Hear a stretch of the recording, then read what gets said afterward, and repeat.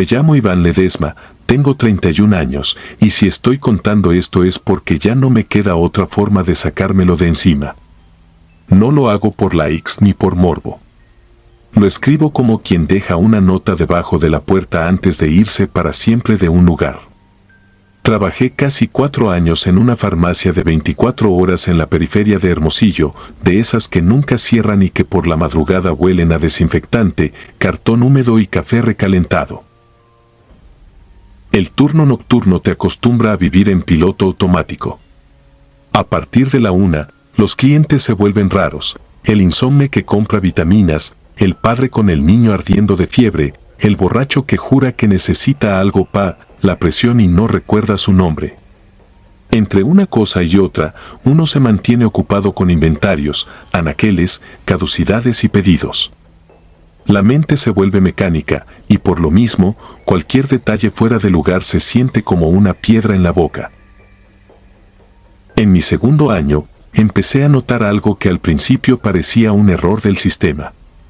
En nuestra tienda había 3 cajas, pero la caja 2 era la que menos se usaba porque el lector de código de barras estaba medio flojo y la charola del dinero se trababa.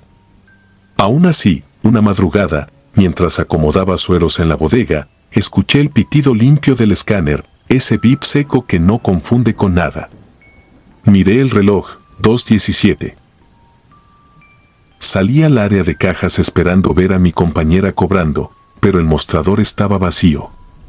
Ni cliente, ni bolsas, ni manos. Solo la pantalla encendida con el fondo azul del punto de venta y el reflejo de los tubos de luz. Pensé que quizá el lector era sensible, que algún movimiento lo activaba. Volví a la bodega y lo olvidé, hasta que al día siguiente, a la misma hora, escuché el pitido otra vez. La tercera noche ya no fue casualidad. A las 2:17 exactas, el sistema registró un escaneo en caja 2. El historial mostró un artículo que no tenía sentido, un analgésico genérico de los que casi nadie compra suelto. Lo extraño fue que el movimiento aparecía y desaparecía al minuto, como si alguien lo borrara desde adentro. No quedaba ticket, no quedaba venta. Solo un registro fantasma. Le dije al supervisor en la mañana. Él soltó una risita y me habló de reiniciar el equipo, de falsos contactos, de humedad. Lo revisamos todo, cables, lector, configuración, hasta cambiamos el escáner por uno nuevo. La farmacia estaba llena de cámaras, así que esa misma noche me esperé para revisar el video. Busqué el minuto exacto. La caja aparecía sola, inmóvil, sin sombras raras. Y aún así, en el audio se escuchaba el bip, claro, como si alguien hubiera pasado un producto frente al lector con una calma perfecta. No me dio miedo de inmediato. Fue otra cosa, una incomodidad lenta, parecida a cuando descubres que alguien ha estado entrando a tu casa sin forzar la puerta. La idea se te pega en la nuca y no se quita. La primera vez que oí hablar de algo fue por un cliente. Entró a las 2:15, pidió toallas húmedas y un jarabe, y mientras yo lo acompañaba al pasillo me preguntó, así como quien pregunta por el baño, si todavía se aparecía la señora de la caja. Me reí por reflejo, pero el tipo no se rió conmigo. Señaló hacia el área de cobro como si le diera asco.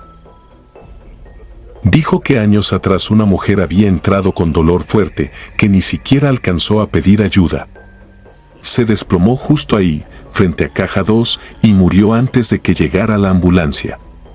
Me lo contó sin adornos, como si hablara de una fuga de agua. Antes de irse añadió algo que me heló, dicen que todas las finales de mes vuelve a pagar lo que no alcanzó a pagar.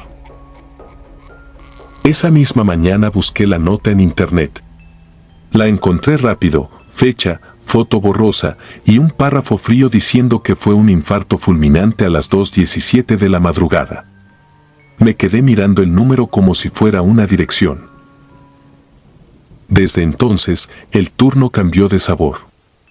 Empecé a notar detalles que antes no veía, la temperatura bajando siempre cerca de la caja 2, como si el aire acondicionado apuntara solo ahí, el leve olor a mentol que aparecía sin razón, y algo peor, Un sonido casi imperceptible, como el rozar de una bolsa plástica, justo cuando el reloj se acercaba a las 2:17. Una madrugada decidí quedarme ahí parado, a propósito, con las manos sobre el mostrador, mirando el lector. No quería ver fantasmas. Quería quebrar la idea de una vez. El reloj llegó a las 2:16 y sentí el cuerpo ponerse tenso sin que yo lo ordenara. A las 2:17 exactas, el bip sonó tan cerca que me vibró en los dientes. Y entonces lo vi. No una mujer completa, no una cara. Fue peor porque fue mínimo y realista, la impresión leve de un peso hundiendo la alfombra del lado del cliente, como si alguien se parara ahí. El aire se volvió más frío y el lector marcó otro bip, seguido de otro, como cuando alguien pasa dos productos. En la pantalla aparecieron artículos que yo conocía de memoria: analgésico, agua, un ungüento para el pecho. Cosas de dolor, de urgencia.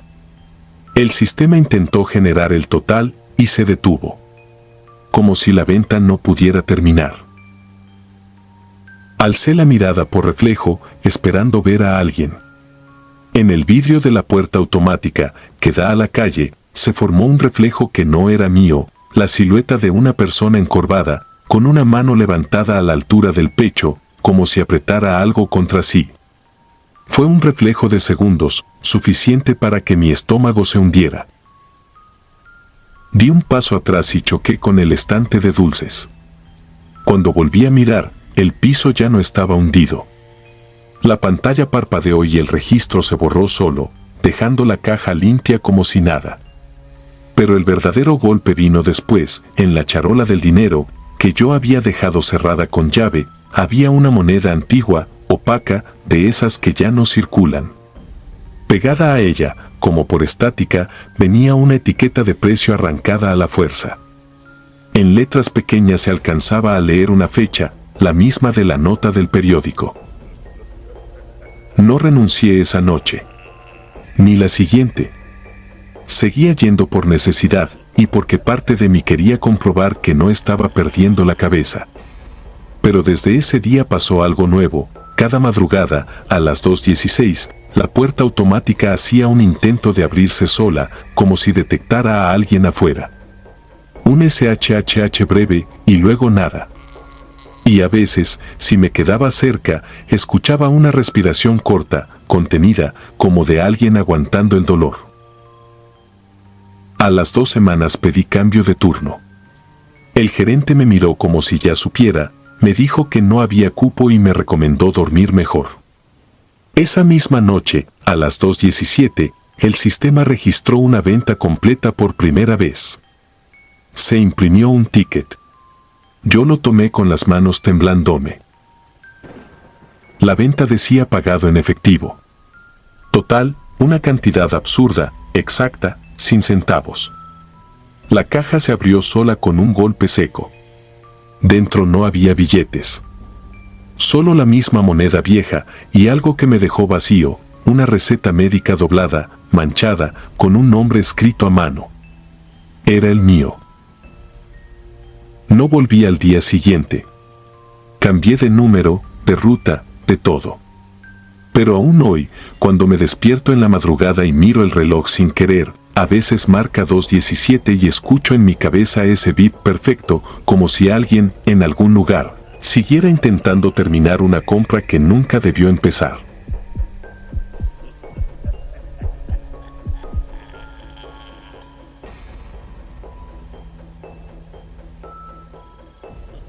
Me llamo Nadia Salgado y en 2018, cuando cumplí 31, trabajaba como vigilante nocturna en una farmacia de cadena en la periferia de León, Guanajuato, sobre una avenida larga donde los camiones dejan de pasar después de las 2.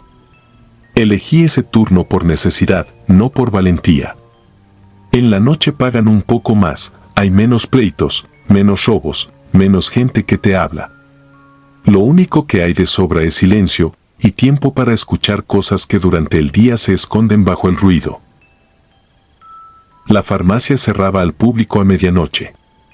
A partir de ahí, solo quedábamos 3, Maritza, que se quedaba en el mostrador con el sistema, Rafa, auxiliar que acomodaba pedidos atrasados, y yo, moviéndome entre la entrada, el pasillo de perfumería y la zona de bodegas.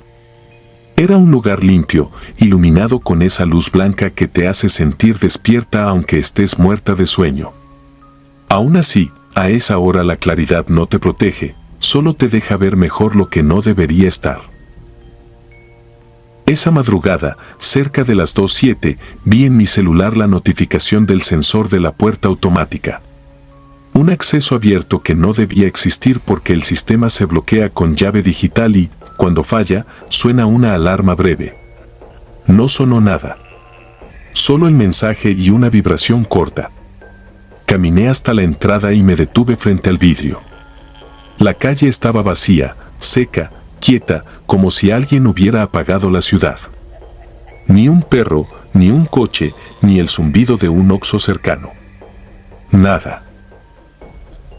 Revisé el marco metálico, el botón de emergencia, el lector. Todo normal. Volví adentro con una incomodidad difícil de explicar. No era miedo, todavía. Era esa sensación de que alguien te observa sin estar frente a ti. Me quedé unos segundos mirando el reflejo en el cristal de la puerta. Juro que vi una sombra atrás de mí, como si alguien hubiera cruzado por el pasillo. Volteé rápido. No había nadie. No quise alarmarlos, pero Maritza lo notó. Me preguntó si todo bien y yo solo asentí. A veces, cuando uno trabaja de noche, se convence de que cualquier cosa extraña es cansancio. Así se sobrevive. Pasaron 10 minutos y entonces ocurrió lo que todavía me cuesta repetir sin que se me seque la garganta. Maritza levantó la vista del monitor y se quedó congelada. Rafa también. Yo seguí su mirada y vi a una mujer adentro, ya dentro de la farmacia, parada justo donde comienza el tapete negro de la entrada. No vi cómo entró. No escuché el motor de la puerta, ni el golpe suave del vidrio. La mujer era mayor, quizás 70, pero caminaba firme. Traía un suéter claro, el cabello recogido, y un rostro que no parecía enfermo, sino decidido. No miraba alrededor como alguien perdido. Nos miraba a nosotros como si ya supiera dónde estábamos desde antes de entrar. Me acerqué con calma, con esa voz profesional que uno usa cuando sospecha que la persona puede estar desorientada. Le pregunté si necesitaba ayuda. No contestó. Solo giró la cabeza hacia Maritza, como si yo no existiera, y avanzó directo al mostrador. Ahí, sin levantar el tono, dijo una frase que nos dejó a los tres inmóviles. Pídeme un taxi, Maritza. Ya sabes a dónde. Maritza abrió la boca, pero no le salió nada. No era una reacción exagerada. Fue un bloqueo real, como si su cuerpo hubiera entendido el peligro antes que su mente. La mujer siguió, más precisa, casi como leyendo una nota. Calle Pino Suárez, número 124, casa con portón verde. No te hagas. Tú sabes. Yo sentí que la piel se me erizaba bajo el uniforme. Esa dirección no era cualquiera. Yo la había escuchado una vez, de rebote, cuando Maritza mencionó dónde vivía porque se le había descompuesto el camión. Nadie más. Rafa no tenía por qué saberla. Y esa mujer, menos. Maritza tragó saliva y por fin logró decir que no tenía cómo pedir taxi, que ahí no manejábamos eso. La mujer no se alteró. Solo cambió la expresión. Se le endureció la mandíbula y sus ojos se clavaron en Maritza con una presión difícil de describir, como si la obligara a obedecer. Si puedes, dijo. Siempre puedes. Y no te conviene negarte. No fue la amenaza lo peor, sino el modo. No sonaba a señora pidiendo ayuda. Sonaba a algo usando una boca humana para pronunciar una orden. Me acerqué más, poniéndome a un lado del mostrador para interponerme. Le pedí su nombre, su identificación, cualquier cosa. En ese instante, la mujer giró hacia mí por primera vez. Me miró como si me conociera de años y sonrió apenas una curva mínima que no llegó a los ojos. «También tú», murmuró. «Tú también firmaste». Yo no entendí. Nadie firmó nada. Pero en cuanto lo dijo, recordé algo que había visto semanas antes, un formato de recepción de turno, una hoja que siempre aparecía doblada en la carpeta, con mi nombre escrito en una letra que no era mía. Yo lo atribuía que alguien del día lo llenó por prisa. Esa noche, esa frase me lo devolvió como una puñalada. La mujer dio media vuelta y se dirigió a la puerta. No caminó rápido. No tuvo prisa. El vidrio se abrió sin ruido, como si la farmacia la reconociera, y salió. Salimos detrás, primero yo, luego Rafa con la linterna, luego Maritza temblando. Afuera no había nadie. Lo repito, nadie. La avenida seguía vacía como una foto vieja. Ni siquiera se escuchaban los insectos. Revisamos las esquinas, la banqueta, la parada de camión. Nada. Era imposible que una persona mayor se desvaneciera así, sin pasos, sin sombra, sin tiempo. Regresamos y fui directo a las cámaras. Busqué la grabación del acceso. En el video, la puerta nunca se abrió. No hubo silueta entrando. No hubo nadie. Solo aparecíamos nosotros, dentro, mirando hacia la entrada, y luego, de pronto, los tres retrocediendo como si algo nos hubiera invadido el espacio. Como si el miedo hubiera entrado solo. Durante la semana siguiente, a las 2:07, la notificación del sistema volvió a vibrar en mi celular. Acceso abierto. Cada madrugada. Sin alarma. Sin movimiento visible en cámaras. Pero el sensor marcaba presencia. La última noche que trabajé ahí, antes de que pidiera cambio, encontré en la carpeta de turno un papel nuevo.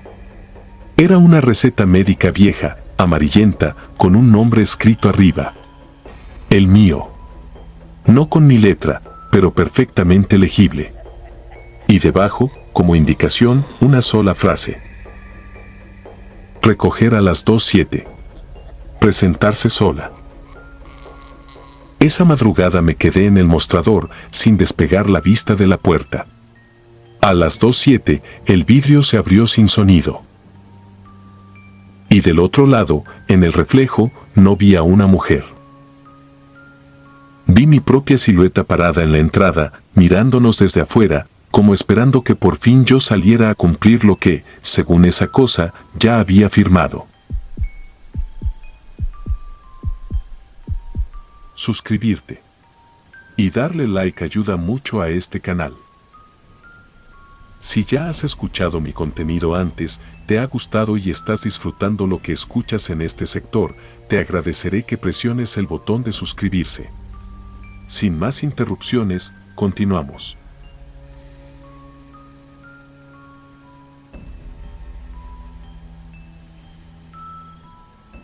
Me llamo Iván y en 2019 trabajé varios meses en una farmacia de cadena, de esas que nunca cierran, en un tramo viejo del centro histórico de Puebla. Tenía 26 años y una necesidad simple: pagar renta, saldar deudas, aguantar el golpe de la vida adulta sin regresar a casa de mi madre. El turno nocturno me convenía porque pagaba un poco más y porque, según el gerente, a esa hora no pasa nada. Yo también lo creía. No era supersticioso. De niño me burlaba de la gente que decía sentir presencias. Me bastaba la lógica, cansancio, sugestión, sombras mal acomodadas. Además, una farmacia a las 3 de la mañana no tiene misterio, solo tiene silencio, luces frías y el zumbido constante de los refrigeradores donde guardan insulina. En la noche éramos dos, yo detrás del mostrador y Elías, el guardia. Un tipo de hombros caídos, bigote ralo, unos 50 y tantos que hablaba lo necesario y caminaba como si cuidara un lugar que no le pertenecía. La primera madrugada me enseñó las reglas no escritas del sitio: no dejar la puerta trasera abierta, no meterse al baño de empleados si alguien acaba de salir porque se queda el olor, no acercarse demasiado al depósito de controlados si el sistema marca error.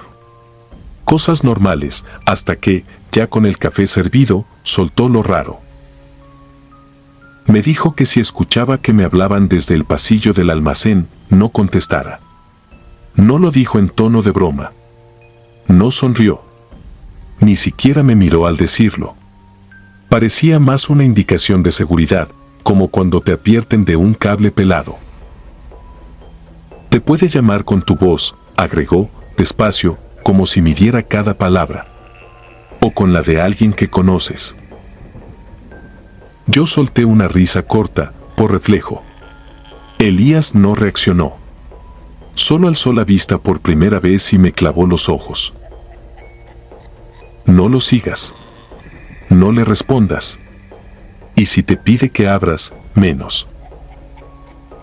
Me dio vergüenza mi risa. Asentí para que cambiara el tema y esa noche transcurrió normal: un par de clientes por analgésicos, un señor buscando gotas para los ojos, una mujer con prisa por una prueba de embarazo. Entre cada visita yo acomodaba productos, revisaba fechas de caducidad y limpiaba el área de cajas. El pasillo del almacén quedaba al fondo, largo, estrecho, iluminado con lámparas que parpadeaban apenas, como si tuvieran sueño. Pasó una semana sin nada raro. Hasta que, una madrugada, a eso de las 3:12, cuando el local estaba vacío y Elías hacía su recorrido afuera, escuché mi nombre por primera vez.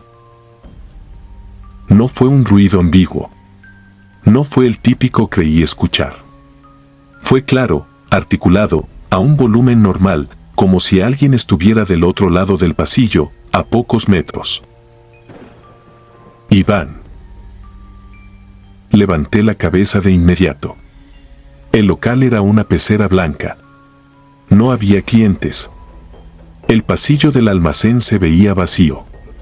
Sentí una especie de vergüenza instantánea, como cuando te cachan distraído. Pensé que era Elías entrando por atrás, que tal vez había regresado sin hacer ruido. Caminé 2 pasos hacia el pasillo y entonces recordé la advertencia. Me detuve con una sensación absurda, infantil, de estar a punto de romper una regla importante. No contesté. El silencio que siguió fue más pesado que antes, como si el aire se hubiera espesado. Volví al mostrador, fingiendo normalidad, y me concentré en una lista de inventario para no pensar. 2 minutos después, lo escuché de nuevo, solo que más cerca, como si el que hablaba ahora estuviera a la mitad del pasillo. Iván, ven. Ahí se me heló el estómago. Porque no sonaba como amenaza. Sonaba como urgencia.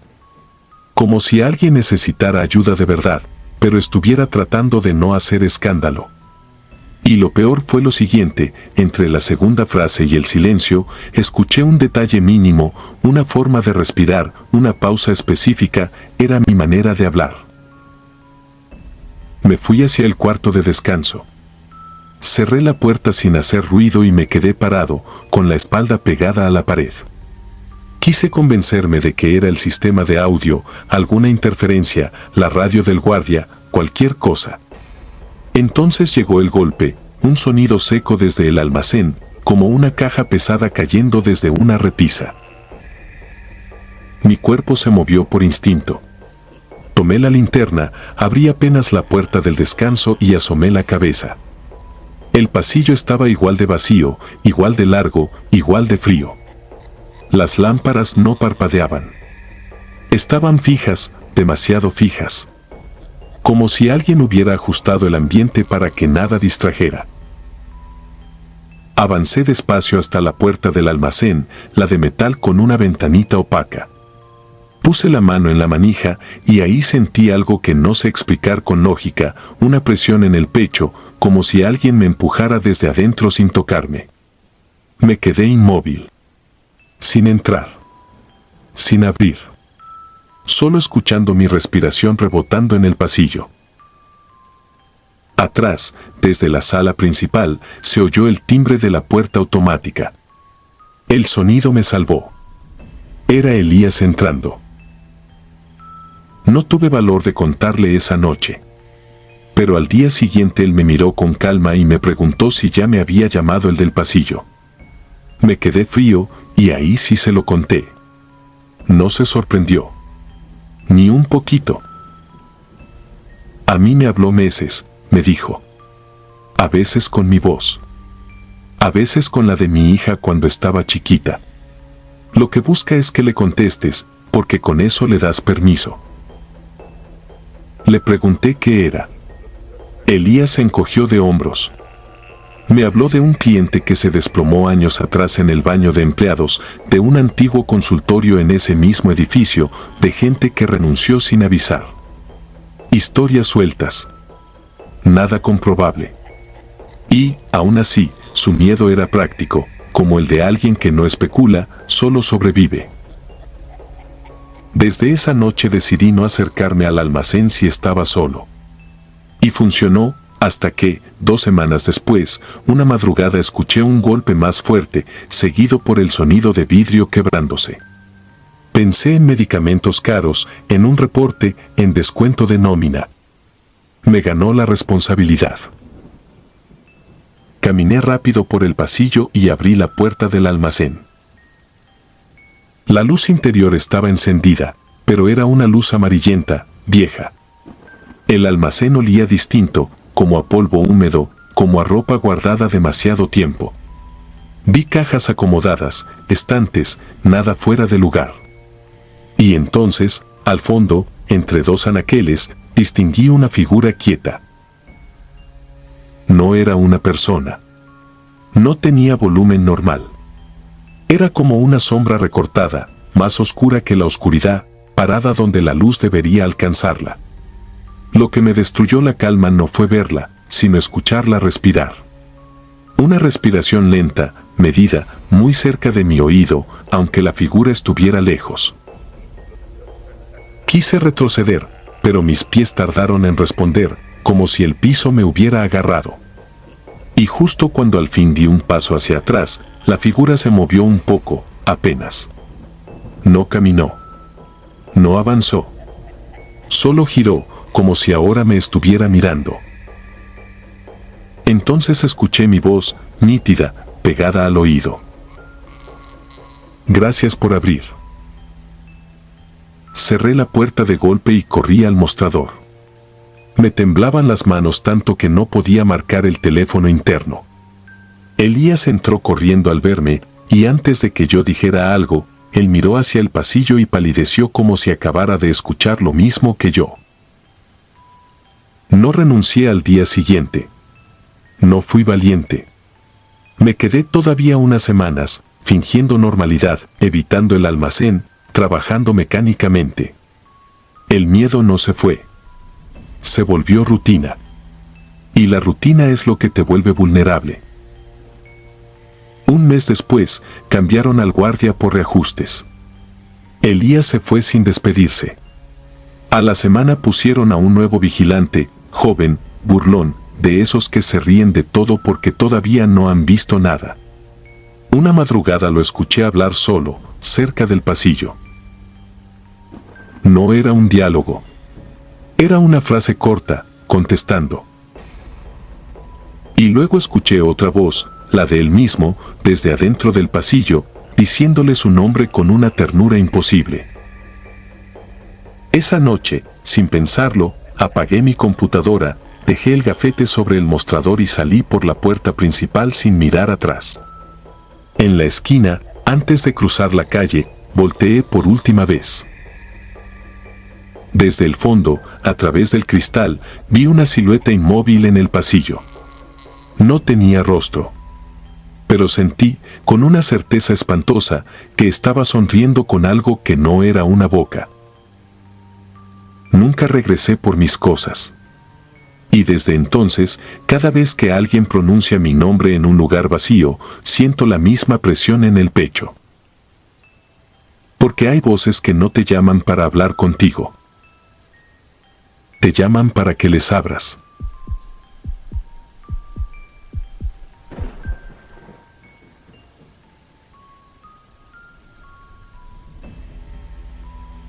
Me llamo Lorena Ibarra, y si hoy puedo contar esto es porque, por pura terquedad o necesidad, seguí yendo a trabajar cuando lo sensato era renunciar. Fue en 2017, en una farmacia de guardia nocturna cerca de la carretera vieja, en las afueras de Saltillo, donde la ciudad se apaga temprano y la madrugada se queda sola con su propio eco. Yo era encargada del turno, caja, corte, inventario rápido, llenar anaqueles y vigilar que nadie se metiera con los medicamentos controlados. Lo que uno aprende ahí es a reconocer el tipo de silencio que no es normal. El que se siente como si el local estuviera conteniendo la respiración.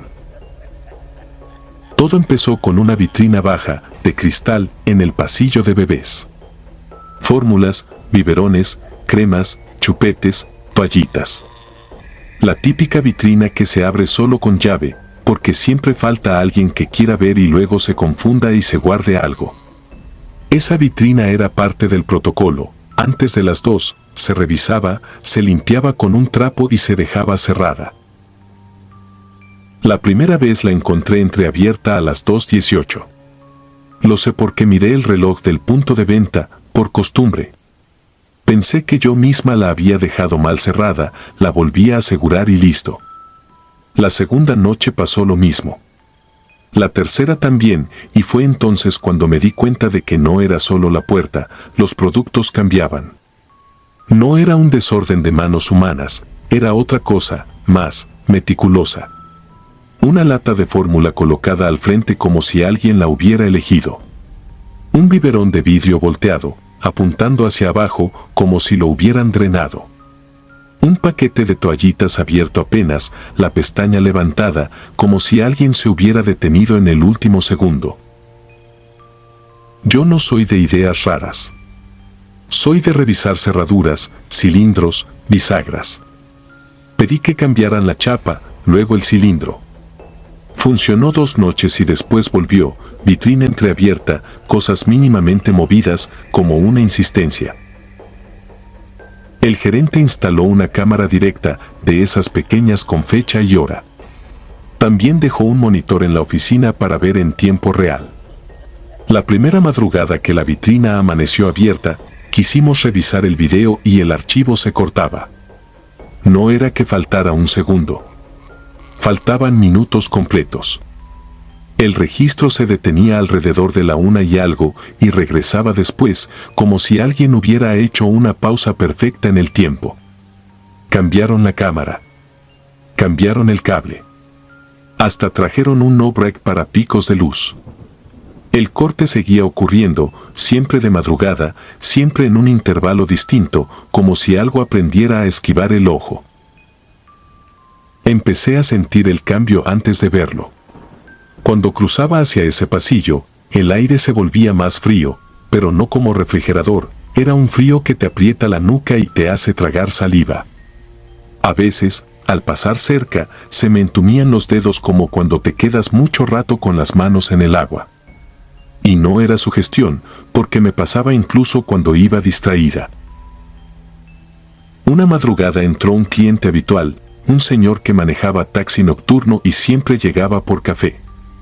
Me vio ojerosa y, como quien no quiere, me preguntó si ya me habían contado lo que había ahí antes. Yo me reí, por educación, y le dije que solo sabía que era un terreno viejo. El señor bajó la voz, como si la farmacia escuchara. Dijo que antes, en ese lugar, hubo un consultorio improvisado, de los de antes, donde atendían partos, fiebres y urgencias. Contó que una noche llegó una mujer joven con un bebé morado en brazos, suplicando que lo ayudaran, que no respiraba bien. El doctor se tardó, o ya era tarde. El niño murió ahí. Y lo que se quedó grabado, según él, no fue la muerte, sino la forma en que la mujer gritó, que su hijo no estaba muerto, que solo dormía, que el lugar estaba maldito. Después nadie volvió a verla, y el consultorio cerró a los meses. Yo escuché esa historia con el mismo gesto con el que escuchas cualquier cosa de madrugada, medio cansada, medio incrédula. Pero esa noche, por primera vez, escuché un sonido que no venía de ninguna parte. Un quejido húmedo, como respiración dificultosa. No era llanto, no todavía. Era el esfuerzo de algo pequeño tratando de jalar aire. Me quedé quieta detrás del mostrador, con el corazón golpeándome lento, como si el cuerpo supiera que moverse era un error. El sonido se repitió, más cerca. Y entonces se apagó el zumbido del refrigerador, como si alguien lo hubiera desconectado. La farmacia quedó en un silencio seco. Lo único que seguía era el LED rojo del monitor en la oficina, parpadeando. Fui hacia el pasillo de bebés sin querer ir. A cada paso, el piso parecía crujir más fuerte. La vitrina estaba cerrada. Por un segundo me tranquilicé. Luego vi el reflejo, una sombra detrás de mí, alta, quieta. Giré de golpe con el impulso del miedo y no había nadie. Volví a mirar al cristal y la sombra seguía, pero no tenía forma humana completa, era como una mancha vertical con algo más pequeño pegado a la altura del pecho, como si cargara un bulto. Sentí un tirón suave en el delantal, abajo, como cuando un niño te jala para que lo mires. Me agaché por instinto y el aire me pegó en la cara con un olor agrio, a leche vieja y medicinas. Ahí fue cuando lo escuché claro, un llanto bajito, cortado, con esa desesperación de quien no logra llenar los pulmones. La vitrina hizo un clic. No fuerte, no violento. El clic exacto de una cerradura soltándose. La puerta se abrió apenas, lo suficiente para que el cristal respirara. Y adentro, donde debería haber fórmulas, vi algo que no encajaba, un hueco oscuro, como si el fondo se hubiera ido hacia atrás. Un espacio imposible, más profundo que la vitrina misma.